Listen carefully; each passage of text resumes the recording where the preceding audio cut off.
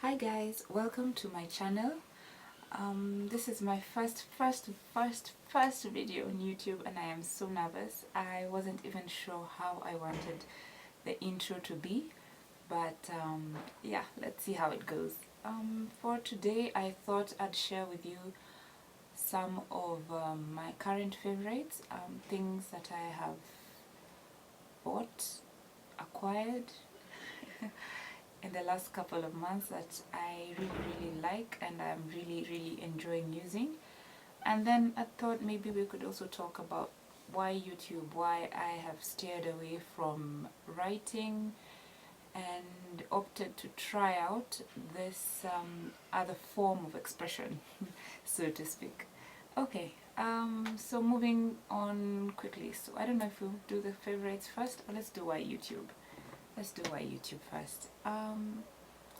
I have been blogging since 2011 and I think 2012 was my best year of blogging because I did a lot. I worked so hard on my blog that year. I tried to connect with Kenyan bloggers abroad. I really worked really hard. I worked on my design, I worked on my writing, and then come 2013 was quite good because, okay, once I'd broken the news that I was expecting my daughter, it was very easy for me now to continue blogging, to write about my experiences, to write about motherhood, well, pregnancy more than motherhood, writing about pregnancy, writing about the challenges and the joys and the cravings and how you get so tired. It was very easy for me, and then I really enjoyed doing like outfit posts because, well, it was really interesting. It was a whole new world for me exploring maternity wear. And then come 2014 I had my daughter and well, it took a bit of getting used to because once you have a baby a lot of things change because suddenly you're a mom, and somebody needs you 24 hours a day, you barely have time for yourself.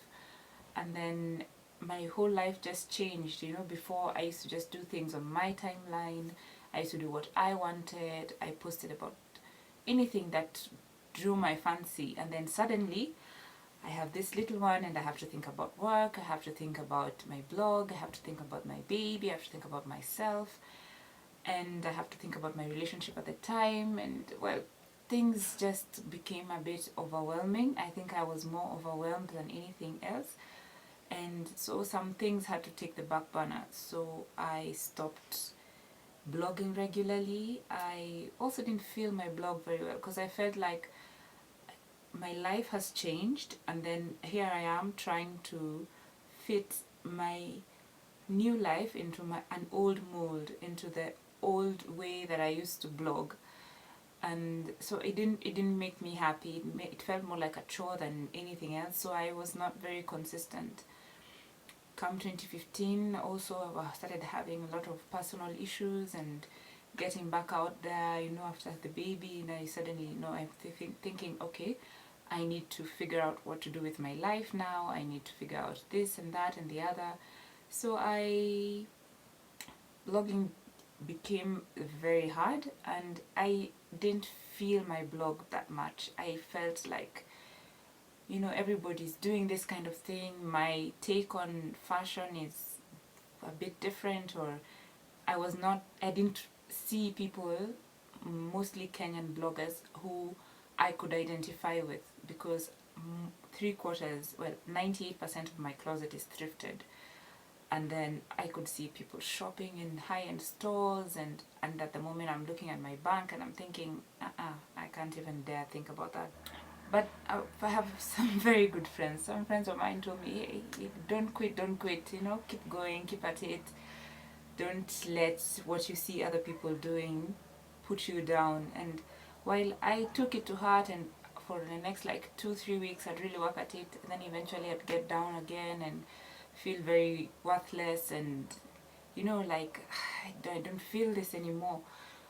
Then mid last year I started my online shop and I was very psyched. I felt I got funding, I got premises, it was very nice. I was really enjoying myself. And then I started having a few other personal issues, relationship issues, and then yeah, I just basically, uh, my shop, my blog, life became like, no, I can't pay attention to that. I need to concentrate on fixing myself, fixing my life, and getting back to my happy place. So mid 2016, I made a friend who told me, and a fellow creative, and he told me, if you're struggling with getting out of a rut, maybe what you should do is look for a muse, and then use that muse to inspire you to create. And I found that extremely wise. I don't think anybody had ever told me something like that. And then he told me how in his field, he he surrounds himself with things in his field, it's like he's bombarding himself with ideas so that he never runs out of inspiration. So I told him, okay, I'll work on it. So we gave ourselves goals, and then we said we'd be checking up on each other to make sure that we've actually met our goals. So then after that, I was on YouTube, and then I found Shirley's YouTube channel, and I got watching, and in the middle of that I started writing blog posts. And I remember that day I wrote a week's worth of blog posts in one afternoon. I have never done that. And you know how you write and write and write. Okay, sometimes when I'm writing, I can write maybe 3 days worth of blog posts before I start feeling like, okay, the inspiration has weared down, and I don't have fresh ideas. I don't know how to express myself in a better way. So I take a break and maybe resume after 2 or 3 days. But that day I wrote a week's worth of blog posts, and then I did drafts for other posts that I would like to do later. And I thought, okay, the day when I don't feel like putting up this and this post, I can always look at this bank of posts that I have and put that up instead.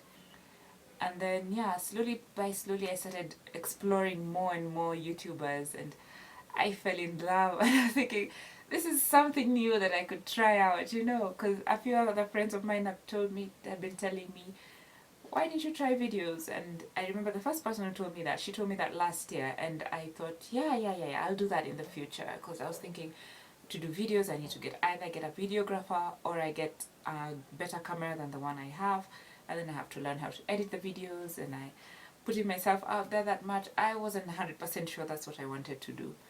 But I watched videos, and I started writing down ideas of videos that I would like to do.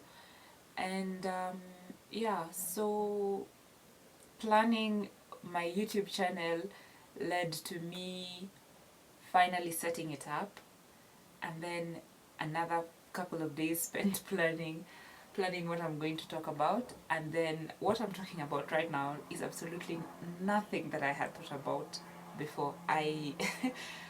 This is very random. In fact, I wanted to do it more like a vlog than actually a serious video. And then, so here I am, YouTube, trying it out. So what can you expect from me? I want to do like lookbooks. I'm not a beauty guru, so beauty hacks, not so much, unless it's something that I have tried and I see that it works for me, and I see that there's nobody else doing it out there, then maybe. And then lots of lovely chats. I want to talk about my experiences. I want to share. I want to get people to share what they've gone through, lessons that they've learned, because I know somewhere out there's somebody who might have gone through the same things that I have gone through, and maybe they just need somebody to talk to, or they just need a bit of a pep talk. So yeah, and then with time we'll see what the channel evolves to. I'm not set in a particular category yet. But I'll try out the lookbooks, I'll try a bit of the chatty videos, I'll share a few favorites. Any hacks that I learn, I will share. And then, you can always find me on my blog. I try to post there at least 3 times a week. I'll keep it to that, because I used to do 5 days a week, and I'm finding it a bit overwhelming. So I want to try YouTube, as maybe I can do YouTube one day in a week or 2 days in a week, and then the other 3 days I'm on my blog. We'll see how it pans out. Yeah. And oh yeah, you'll get to meet my daughter eventually. If you've been following me on the blog, you'll know her already. She's 2.5, and we'll talk about motherhood and baby and all those interesting bits. Yeah, so sorry, I'm sitting on one of these swinging chairs, and I really, really, really love these rotating chairs. I don't even know what they're called, but I really like them. I wanted to share with you 2 or 3 things that I'm really, really loving at the moment. The first thing that I want to share with you is my phone cover. It's let me see if I can remove it. It's one of these. It's like, I really, really like it. It's one of these universal phone covers, and then it doesn't actually cover the phone, because I really hate phone covers. I find them very ugly. Yeah, I bought this in town. For 300 bob. The other day I saw somebody selling them online for 300 also. And then next are 2 things. Yeah, this is Black Opal eyeshadow cream stick foundation. It's not eyeshadow, it's foundation. I can't talk, I don't know where the words have gone. I bought this, where did I buy this? 2 months ago. Yeah, I've been using it like nobody's problem. It's the shade Beautiful Bronze. I bought this to try out. I have been using liquid foundation ever since I started using foundation, and I liked the one that I had, so I never saw the need to try out something different. And then when I went to buy foundation, they didn't have the one that I was using, so the lady gave me this stick foundation, and I thought, oh my god, how am I going to use that? Then I remembered Nancy Moy uses stick foundation, so I thought, okay, I'll check her videos out. And the first day I used this, I really hated it. I found it so dry, because the liquid foundation is like putting another level moisturizer on your face, so my face is always moist, but then this has felt so dry. And then well, now I like it. I like it a lot. This has perfect coverage, as in all the scars, perfect coverage. I really, really like it. The only problem is that it transfers a lot, so when I wear like a white shirt, I find the colors turned brown. When I wear anything light colored, if it's not lipstick, it's foundation. So, but anyway, can't have your cake and eat it. So this, my current favorite foundation. And then the next 2 things are face related also. The first is Himalaya purifying Neem mask. I bought this sometime in July or August. July, I think it was July. I bought this in July, when this, my other favorite, Himalaya purifying Neem face wash. This is my face wash. Himalaya, if one day you stumble upon this video, I would like a lifetime supply of this face wash, because this is the only face wash that I use that works on my face. After trying hundreds and hundreds of things, I have tried hundreds and hundreds of things. This is the only thing that washes my face, and I feel like my face is clean. And if I have like a pimple forming and I wash it at night with this, in the morning the pimple is gone. The last in my favorites are some shoes that I bought at the beginning of this month, I think. Yeah, the beginning of this month. And they're these shoes. I bought them, when did I buy them? Yeah, at the beginning of the month. I think I've already said that. Gosh, the words are finished. And I bought these shoes when I was thinking, I don't know what I was thinking. I just thought I needed a new pair of shoes, and it had been months since I bought myself a new pair of shoes.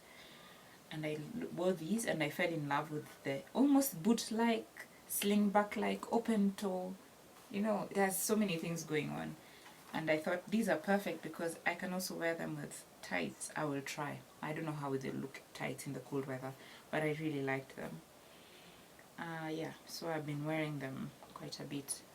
I bought them for 300 in bus station. Bus station is my go-to spot for shoes. I love their shoes. They are really nice shoes. Yeah, so those 5 things are my favorites right now. And yeah, and this red lip, it's signature number 115. It's not fancy, but it's, as in, there's no red lipstick like this red lipstick. When I'm feeling down, a swipe of red lipstick. Yeah, so basically, yeah, that's it. I hope to see you again next week. We'll try once a week as I work on my schedule and help to film, and then we'll see how this goes. Thank you for watching. See you later. Bye.